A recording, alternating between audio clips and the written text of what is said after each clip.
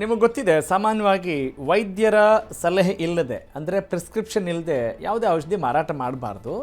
ಆದರೆ ಇನ್ನು ಮುಂದೆ ವೈದ್ಯರ ಪ್ರಿಸ್ಕ್ರಿಪ್ಷನ್ ಇಲ್ಲದೆ ಯಾವುದೇ ಔಷಧಿ ಮಾರಾಟ ಮಾಡೋಂಗಿಲ್ಲ ಅಂತ ನಿಯಮ ಜಾರಿಯಾಗಿದೆ.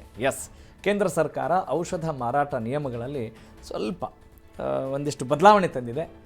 ಅದರಲ್ಲಿ ಯಾವುದ್ಯಾವುದು ಅಂತ ಹೇಳಿದರೆ, ಕೆಮ್ಮಿನ ಸಿರಪ್ ಸೇರಿದಂತೆ ಎಲ್ಲ ಸಿರಪ್ ರೂಪದ ಔಷಧಿಗಳು ಬೇಕು ಅಂತ ಹೇಳಿದರೆ ಪ್ರಿಸ್ಕ್ರಿಪ್ಷನ್ ಕಡ್ಡಾಯ, ಮ್ಯಾಂಡೇಟ್ರಿ. ಕೆಮ್ಮಿನ ಸಿರಪ್ಗಳ ದುರುಪಯೋಗ ಹಾಗೂ ಕೆಲವು ಕಲುಷಿತ ಸಿರಪ್ಗಳಿಂದ ಮಕ್ಕಳಿಗೆ ಪ್ರಾಣ ಚೆಲ್ಲುವಂಥ ಘಟನೆಗಳು ಕೂಡ ಆಗಿದ್ದಾವೆ. ಹಾಗಾಗಿ ಇದನ್ನೆಲ್ಲ ತಡೆಗಟ್ಟೋಕೆ ಈ ಕ್ರಮಕ್ಕೆ ಮುಂದಾಗಿದೆ. ಕೇಂದ್ರ ಆರೋಗ್ಯ ಮತ್ತು ಕುಟುಂಬ ಕಲ್ಯಾಣ ಸಚಿವಾಲಯ ಇಂಥ ಒಂದು ನಿರ್ಧಾರವನ್ನು ತೆಗೆದುಕೊಂಡಿದೆ. ಕೆಮ್ಮಿನ ಸಿರಪ್ಗಳ ಓವರ್ ದಿ ಕೌಂಟರ್ ಮಾರಾಟವನ್ನು ನಿಲ್ಲಿಸಿದೆ.